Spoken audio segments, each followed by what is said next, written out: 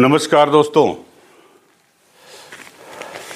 मैं हूं अनूप श्रीवास्तव और आप देख रहे हैं हमारा यूपी न्यूज़ 9 यूट्यूब चैनल और UP news 9 India Facebook page. तो आज की शुरुआत करते हैं एक बहुत ही अच्छी खबर से। और सिलकियारा में 17वें दिन जिंदगी जीत गई। आपको तो पता ही है कि कल उत्तराखंड में जो 17 दिन से रेस्क्यू ऑपरेशन चल रहा था उत्तरकाशी के सिलकियारा में, जहां 41 मजदूर टनल में फंसे हुए थे, उनको सुरक्षित सकुशल बाहर निकाल लिया गया। बहुत ही ज़बरदस्त ऑपरेशन था जिस पे पूरी दुनिया की निगाहें थी। और ये हेडिंग लगी है नवा टाइम्स में, चट्टानी हौसलों की जीत। देखिए, इसमें इस रेस्क्यू ऑपरेशन के बारे में बहुत कुछ आपको पता चल गया होगा।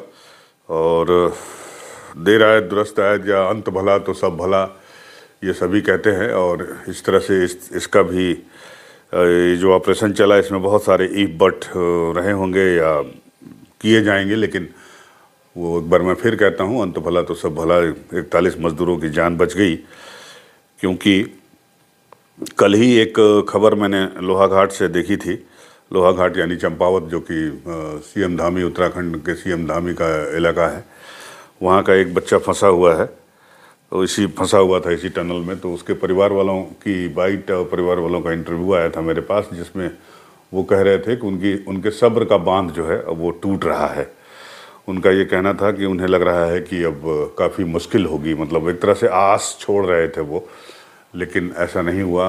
और देर शाम जो है उन मज़दूरों को निकाल लिया गया और इस तरह से ज़िंदगी जीत गई। और पूरा देश जो है वो खुश हुआ। पूरी दुनिया में शांति का संदेश गया। पूरी दुनिया ने शांति की सांस ली, मतलब सुख की सांस ली। और निश्चित रूप से जो मज़दूर फंसे थे उनके परिवार वाले काफ़ी खुश हुए होंगे और निश्चित रूप से उन्होंने दुआएं दी होंगी सीएम धामी को और पीएम मोदी को। पीएम मोदी इसलिए कि पीएम मोदी पर्सनली जो है इस पूरे ऑपरेशन का वो निरीक्षण कर रहे थे, मुआयना कर रहे थे। और उनकी निगरानी में ये ऑपरेशन हो रहा था, बराबर वो समाचार ले रहे थे। कल उनके प्रधान सचिव परनरा जो है परसों पीके मिश्रा साहब भी वहाँ गए थे, वीके सिंह बराबर जा रहे थे वहाँ पर, सीएम धामी वहाँ बराबर जा रहे थे। और कई तरह से ये हुआ कि ऐसे किया जाए, वैसे किया जाए, ऊपर से किया जाए, नीचे से किया जाए, लेकिन अल्टीमेटली जो है वो हाथ से काम आया। मैनुअल खुदाई जो है, जो हमारे रैट माइनर्स हैं, और 8 mm के पाइप से जो है इन्होंने खुदाई कर दी। और 21 घंटे के अंदर जो बचे हुए 10 मीटर की खुदाई थी, जहां अगर मशीन फंस गई थी, उसकी खुदाई कर दी। और उसके बाद जो है वो यहाँ से पाइप के जरिए एक एक करके एनडीआरएफ की टीम पहले गई अंदर, उसके बाद ट्रॉली से जो है एक एक करके जो है उनको बाहर निकाल लिया गया। और ऊपर से ड्रिलिंग हो रही थी, उसको छोड़ दिया गया। तो इस तरह से पूरे देश ने देखा कि कैसे ऑपरेशन चला, और पूरे देश ने देखा कि कैसे जो है पहाड़ों पे अगर आप कुछ अपने मन का करोगे तो पहाड़ किस तरह से नाराज़ होते हैं। तो इस हादसे के बाद बहुत सारे सवाल भी खड़े हो रहे हैं। सवाल ये भी खड़ा हो रहा है कि इस हादसे के लिए जो है हमारे पास एक्सपर्टीज़ नहीं थी और हमें जो है बाहर से एक्सपर्टीज़ बुलानी पड़ी। और इस हादसे से ये भी सबक आया है सामने, जो थोड़ा बहुत मैं समझ पाया हूँ, वो ये कि ये जो है एक तरह से शेयर जोन है। शेयर जोन उसको कहते हैं जहाँ पर दो नदियाँ आपस में क्रॉस करती हैं एक दूसरे को पहाड़ों पे। ये एक्सपर्ट की भाषा है। और जहाँ पर ये काम चल रहा था, जहाँ ये सुरंग बन रहा है, उसको बताते हैं कि जो एक्सपर्ट आए थे, एक ऑस्ट्रेलिया से आए थे, एक अमेरिका से आए थे, उनका कहना है कि ये शेयर जोन है। यहाँ पर उनके हिसाब से कोई बड़ा उथल पुथल वाला काम नहीं करना चाहिए। और ये जो टनल बन रहा था, ये काफ़ी बड़ा टनल था। तो एक तो ये भी है कि भूकंप रोधी क्षेत्र है हिमालय का हमारा पहाड़ जो है, तो वहाँ पर कुछ भी काम करने से पहले उसकी स्टडी बहुत ज़रूरी है। वो भी आगे से ध्यान में रखा जाए, मुझे लगता है। और साथ ही साथ वहाँ पे जो स्ट्रक्चर है पहाड़ का, उसमें मिट्टी और मतलब वो कच्चा टाइप का है। और इस तरह से जो है काम होने पे मलबे वगैरह अक्सर ज़्यादा आते हैं बाकी जगहों की अपेक्षा।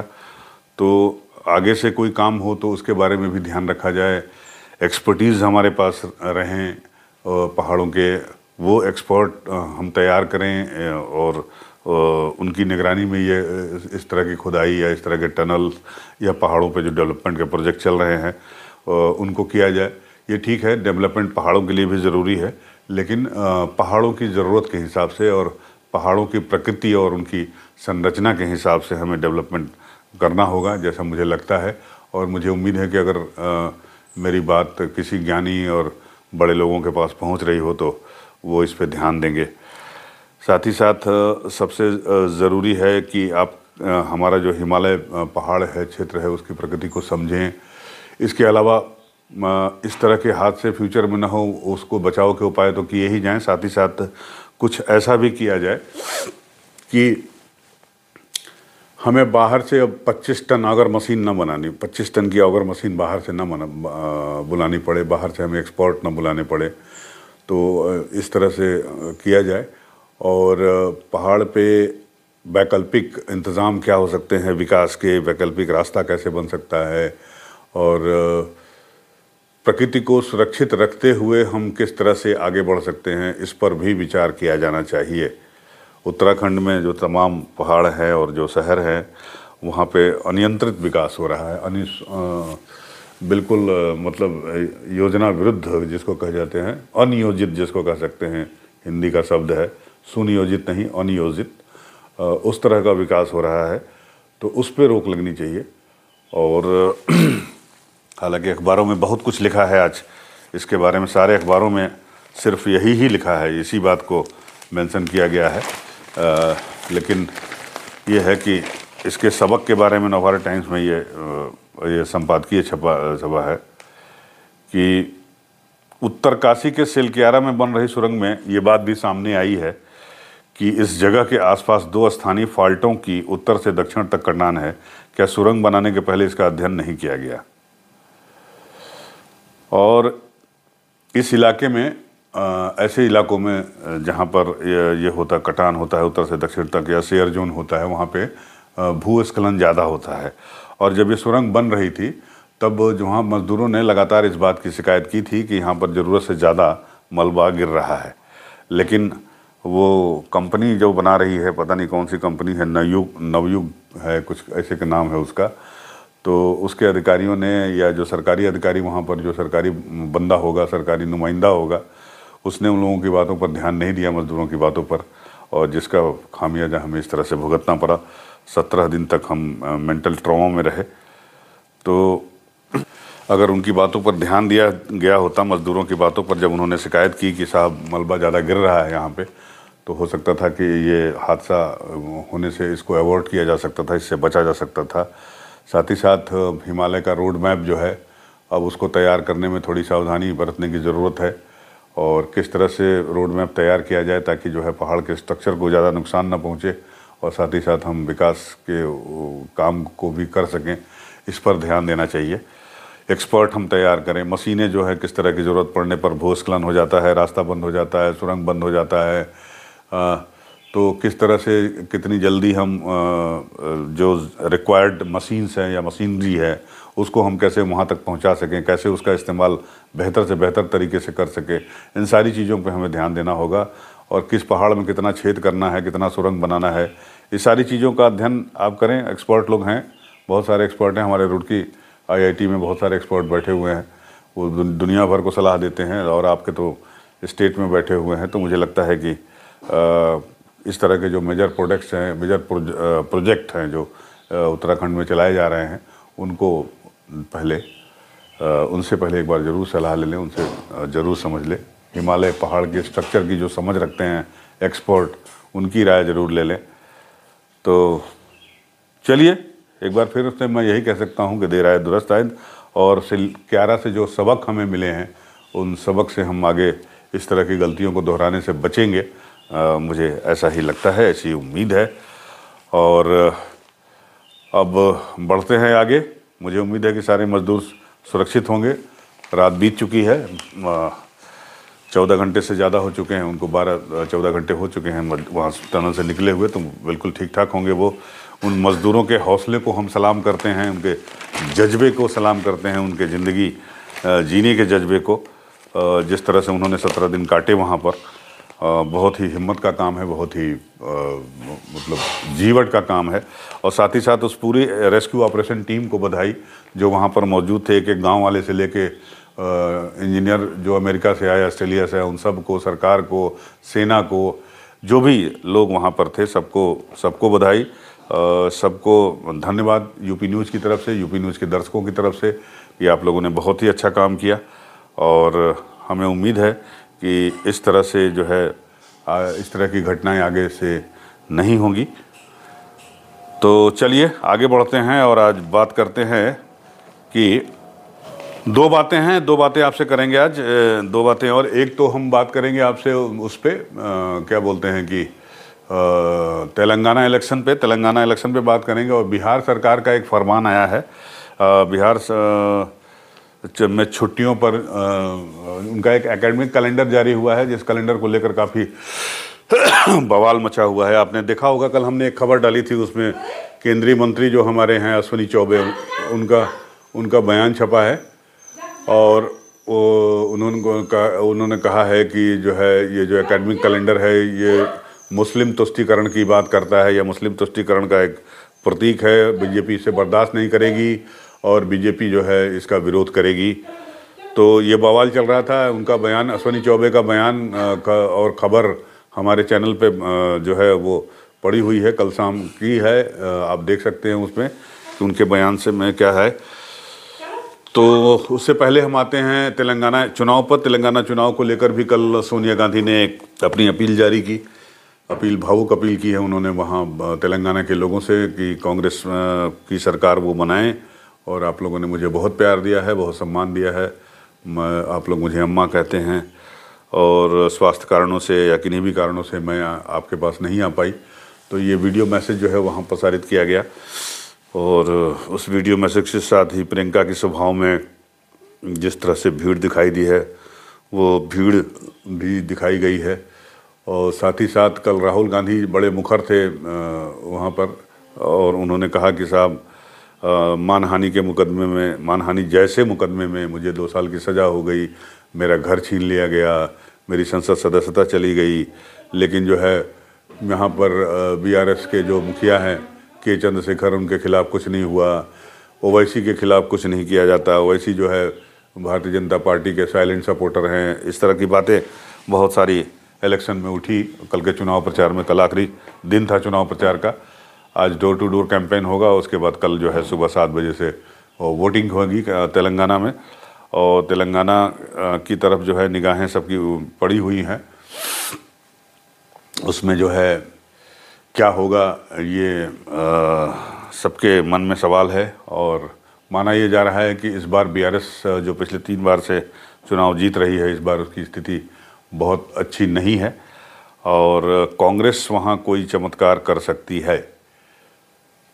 लेकिन बीजेपी को उम्मीद है कि वहाँ पर जो है हंग असेंबली आएगी, और हंग असेंबली आएगी तो जो बात राहुल गांधी कह रहे हैं कि साहब तेलंगाना तो वो बीआरएस तो बी टीम है उसकी, भारतीय जनता पार्टी की, क्योंकि आपको याद होगा कि मुख्यमंत्री जो चंद्रशेखर हैं, चंद्रशेखर की बेटी के खिलाफ ईडी ने एक बार पूछताछ की थी, लेकिन उसके बाद से जो है वो सारा मामला ठंडे बस्ते में चला गया है। तो इसी आधार पर राहुल गांधी ये आरोप लगा रहे होंगे। और उनका ये कहना है, या लोगों का मानना है, चुनावी पंडितों का मानना है कि अगर ऐसी स्थिति हुई जैसे कि बीजेपी उम्मीद कर रही है कि वहाँ पर त्रिशंकु विधानसभा हो सकती है, तो उस स्थिति में वो सरकार बनाने की स्थिति में होगी और वो जो है सरकार में शामिल हो सकती है और मास्टर की भूमिका में होगी। तो देखते हैं क्या होता है। लेकिन लोगों का ये भी कहना है कि कांग्रेस इस बार चमत्कार कर सकती है वहाँ तेलंगाना में, और तेलंगाना जो है इस बार कुछ अप्रत्याशित रिजल्ट दिखा सकता है। तो उसमें एक बात लोग ये भी कह रहे हैं कि जो अपने ओवैसी साहब हैं AIMIM के, वो बाहर तो बहुत चुनाव लड़ते हैं, उत्तर प्रदेश में, बिहार में, जाते हैं और चुनाव लड़ते हैं। वहाँ नहीं लड़ते, हैदराबाद में, पुराने हैदराबाद में खाली चुनाव लड़ते हैं और बाकी जगह नहीं लड़ते हैं। तो कम सीटों पर, 8 या 9 सीटों पर चुनाव लड़ रहे हैं पुराना हैदराबाद की अगर बात करें तो। और लोग ये सवाल यही उठाते हैं कि साहब सब जगह तो बड़ा जोर शोर से बड़ा बढ़ चढ़ के चुनाव में हिस्सा लेते हैं, लेकिन जब अपने स्टेट में जहाँ पे आप सबसे मजबूत हैं वहाँ पे चुनाव लड़ने की बात आती है तो वहाँ पे थोड़ा सा आप जो है अपना स्मॉल रूप दिखाते हैं, बृहद रूप नहीं दिखाते हैं। ऐसा क्यों है? और ओवैसी के खिलाफ जो है कोई मुकदमा क्यों नहीं है, ये भी कल राहुल गांधी ने कहा। तो कुल मिलाकर मामला बड़ा दिलचस्प है। ओवैसी क्या करेंगे अगर त्रिशंकु विधानसभा आई तो, और ओवैसी क्यों कम सीटों पर चुनाव लड़ रहे हैं, ये कहने वाली बात है। तो एक तरह से बीआरएस पे भी या उनके मुखिया चंद्रशेखर राव पर भी ये आरोप लगता है कि वो जो है ओवैसी की मदद करते हैं और मुस्लिम इलाके जो है वहाँ जो भी विकास के काम है वो और भी जो ज़रूरत होती है वो सारा करते हैं। अभी 1-1 लाख रुपए की कुछ मदद करने की बात भी सामने आई थी। जो मुस्लिम परस्त इलाके हैं, पिछड़े इलाके हैं, मतलब वहाँ गरीब लोग ज़्यादा होंगे तो वहाँ पर उन्होंने दिया होगा। तो इसमें कोई बुराई भी नहीं है, गरीब लोगों के यहाँ अगर कोई काम हो जाता है एक्स्ट्रा तो अच्छी बात है। लेकिन इस तरह से मतलब उनके ऊपर एक उंगली उठाते हैं लोग कि भाई आप जो है उनको ज़्यादा सपोर्ट कर रहे हैं और क्यों सपोर्ट कर रहे हैं। तो इन सब इफ बट्स के साथ जो है ये चुनाव अब कल हो जाएगा, कल मतदान हो जाएगा। और मतदान होने के साथ ही जो है जब मतदान समाप्त होगा कल शाम को 5 बजे 6 बजे, तो आप 6 बजे से, या हो सकता है अगर मतदान कहीं कुछ चल रहा होगा तो चुनाव आयोग का निर्देश आए तो 7 बजे से आप जो है आप ये भी देख लेंगे। क्या देख लेंगे? Exit poll. जी हाँ, एग्जिट पोल सारे चैनल आज इससे ही चलाना शुरू कर देंगे। कल देखिए 6 बजे से एग्जिट पोल हमारे उस पर सबसे सटीक सब सटीक करेंगे। सुनते सुनते आदमी फटीक हो जाता है। लेकिन अच्छा आप ये बताइए कि कभी ये एग्जिट पोल जो वाले जो होते हैं, पता नहीं कहाँ से एग्जिट पोल करते हैं, आपको कभी कोई एग्जिट पोल वाला मिला है? आपसे पूछा है कि भैया आपने किसको वोट दिया या किस ट्रेंड पे वोट दिया, क्या किया? हम तो इतने साल से वोट दे रहे हैं लखनऊ में, या उसके पहले बनारस में दिया वोट, उसके पहले मिर्ज़ापुर में वोट दिए, लेकिन हमें तो कोई नहीं मिला कि भैया आप पूछने वाला कि या हमारे जानने वाले भी कोई ऐसे नहीं मिले हमको जो ये कहें कि आज हमसे वो फलानवा सी वोटर वाला आया था या डी वोटर वाला आया था या ए वोटर वाला आया था या वो चाणक्य वाला आया था या चंद्रगुप्त वाला आया था या अशोका वाला आया था कि भैया आपने वोट कैसे दिया, ये क्या किसको दिया, क्या किया। तो खैर अब ये जो दिखाते हैं एग्जिट पोल उनको ज़्यादा पता होगा, वो ज़्यादा वो उनको होगा। या तो हमारे जो प्रशांत कुमार जो बिहार वाले हैं, पैदल यात्रा करते हैं, उनको ज़्यादा पता होगा, वो भी उसमें रहेंगे। या जोगेंद्र यादव जी इसको बता सकें कि साहब कैसे हो। जोगेंद्र यादव जो पहले आम आदमी पार्टी में थे, विश्लेषक हैं, चुनाव विश्लेषक, और उनका भी एक संस्था है, वो भी करते हैं। तो बहरहाल आपकी तरह हमको भी इंतज़ार रहेगा कल शाम को 6 बजे के बाद का, कि जब वो एग्जिट पोल दिखाए जाएंगे तो एग्जिट पोल में क्या निकल के सामने आता है, तो वो देखना बड़ा दिलचस्प होगा। हालांकि बड़ा इसमें कयास लगाए जा रहे हैं। इस ओवरऑल चुनाव में 2-3 कयास लगाए जा रहे हैं। अब तेलंगाना की बात नहीं करते, ओवरऑल करते हैं, 5 स्टेट्स की बात करते हैं। 5 स्टेट्स में जो पहला जो चुनावी पंडित हैं या जो सोशल मीडिया के एक्सपर्ट हैं या सोशल मीडिया पे एक्टिव हैं या आप कह लीजिए जो पत्रकार हैं, जो चुनावी कीड़े हैं जिनके दिमाग में, उसमें 3 तरह की बात हो रही है, 3 तरह के विचार उठ के सामने आ रहे हैं, 3 तरह का सिनेरियो क्रिएट किया जा रहा है। असली सिनेरियो तो जनता क्रिएट करेगी जब 3 तारीख को नतीजे आएंगे। पहला सिनेरियो ये है कि लोग कांग्रेस को बम्पर बढ़त दे रहे हैं। बम्पर बढ़त का मतलब कि कांग्रेस जो है ऑलमोस्ट 3 या 4 स्टेट निकाल ले जाएगी। उसमें राजस्थान को लेकर थोड़ा सा डाउट है, वहाँ पे लोग बता रहे हैं कि नेक टू नेक फाइट है। दूसरा लोग बता रहे हैं कि मध्य प्रदेश कांग्रेस जीत रही है, छत्तीसगढ़ तो ऑलरेडी जीत चुकी है। जो मतलब इस तरह का भाव दिमाग में रखते हैं या विचार रखते हैं, उनका तो यही मानना है कि छत्तीसगढ़ तो ऑलरेडी जीत चुकी है वो। तो मध्य प्रदेश, छत्तीसगढ़ और मिज़ोरम में भी लोग बता रहे हैं कि इस बार कांग्रेस की सरकार आ सकती है। तो ये 3 स्टेट तो लोग बता रहे हैं कि कांग्रेस के उसमें है, जो बम्पर सपोर्टर हैं कांग्रेस के या बम्पर चुनावी पंडित हैं बहुत बड़े बड़े। और चौथा स्टेट तेलंगाना में भी चमत्कार कांग्रेस कर सकती है, जैसा कि मैंने आपको बताया। राजस्थान के बारे में कोई श्योर नहीं है, राजस्थान में बड़े बड़े पंडितों का वो दिमाग नहीं चल रहा है, सब लोग कह रहे हैं कि वहाँ नेक टू नेक फाइट है, कुछ भी हो सकता है। तो एक तो ये तबका है जो कांग्रेस को 3 या 4 स्टेट जितवा रहा है। अब दूसरा तबका ये है जो ये कह रहा है कि नहीं साहब, बीजेपी जो है राजस्थान में आ रही है, राजस्थान में जो परिपाटी चलती है 5 साल तुम 5 साल हम, 5 साल तुम 5 साल हम, तो वो ही होगा। और वहाँ ये ठीक है कि आज की तारीख में ये चुनाव जो है राजस्थान में अशोक गहलोत बनाम नरेंद्र मोदी हो गया। इसलिए हो गया कि भारतीय जनता पार्टी ने किसी को अपना चेहरा नहीं बताया, कमल के फूल जो उनका चुनाव चिन्ह है उसको अपना चेहरा बताया, तो इसलिए अशोक गहलोत बनाम जो है नरेंद्र मोदी हो गया ये चुनाव राजस्थान में। और अशोक गहलोत जो है निर्विवाद रूप से राजस्थान के सबसे बड़े नेता के रूप में उभर के सामने आ गए। लेकिन मोदी का जो मैजिक है वो बीजेपी को वापस वहाँ सत्ता में ले आएगा, एक तो ये कहते हैं।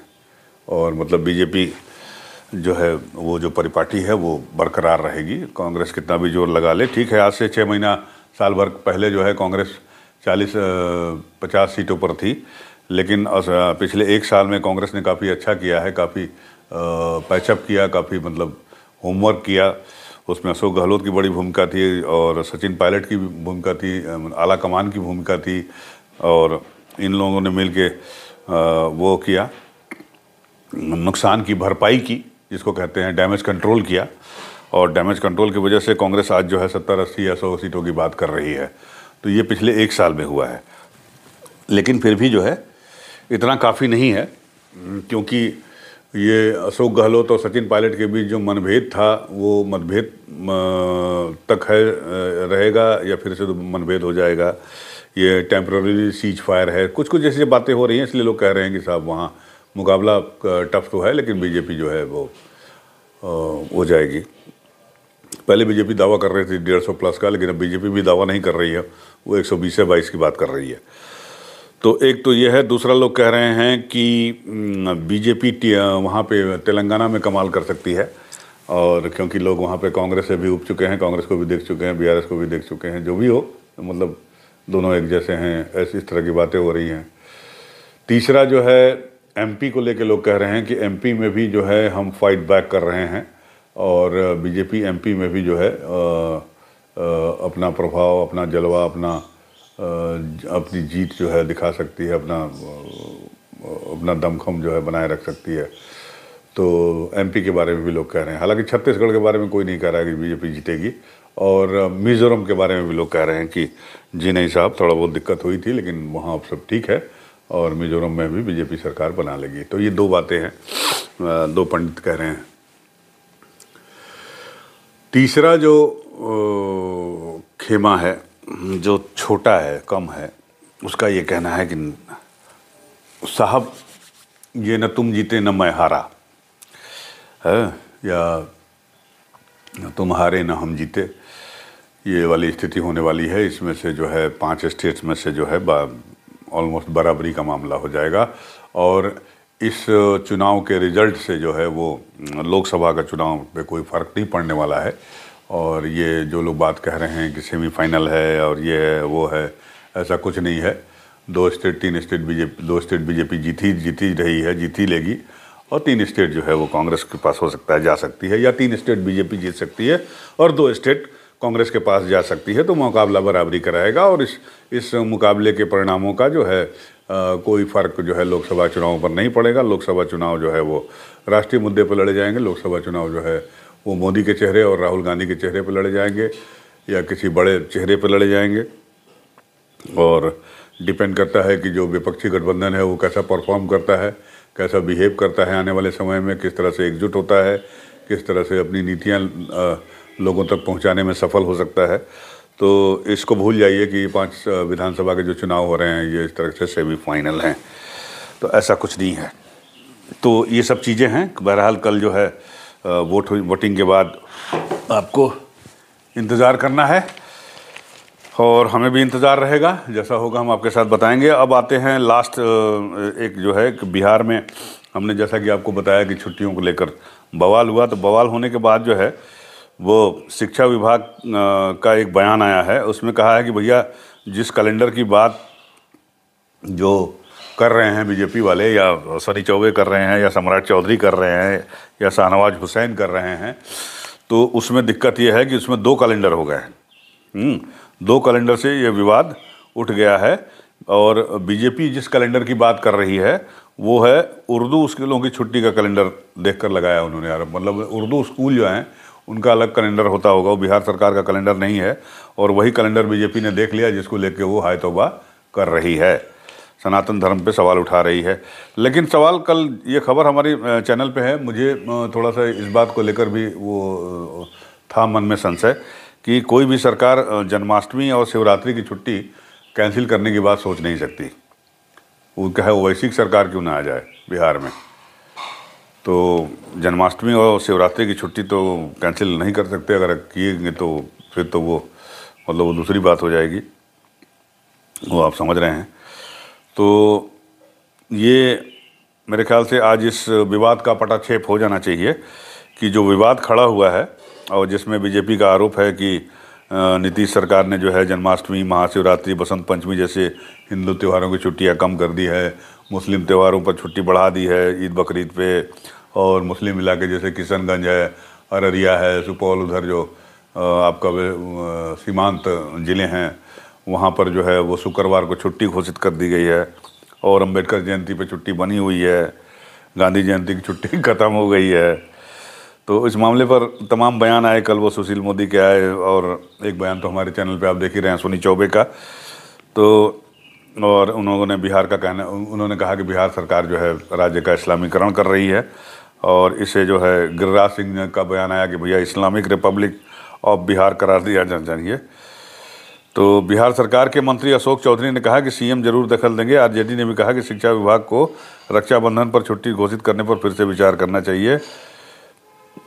शिक्षा विभाग का कहना है कि छुट्टियों के 2 नोटिफिकेशन के कारण ये भ्रम पैदा हुआ है। सोमवार को 2024 की छुट्टियों के 2 कैलेंडर जारी किए गए थे, एक कैलेंडर सामान्य स्कूलों के लिए और दूसरा उर्दू स्कूलों के लिए।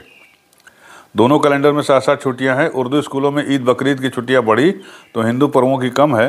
सामान्य स्कूलों में पहले की तरह हिंदू पर्वों की छुट्टियां बनी हुई हैं। तो ये था मामला बिहार में जिसको लेके कल से बवाल चल रहा था।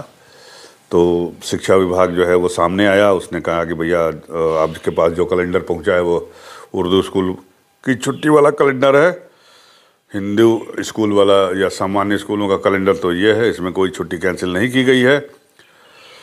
तो हमें उम्मीद है कि इसके साथ ही इस मामले का पटाक्षेप हो जाएगा और जो विवाद चल रहा है वो ख़त्म हो जाएगा, हिंदू मुस्लिम बंद हो जाएगा। हिंदू मुस्लिम होना भी नहीं चाहिए, सभी देश के नागरिक हैं, सभी राज्य के नागरिक हैं और सभी को समानता का अधिकार है। संविधान भी हमें समानता का अधिकार देता है।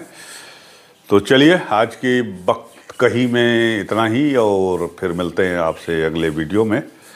और आप हमारे चैनल को लाइक सब्सक्राइब करते रहिए भाई।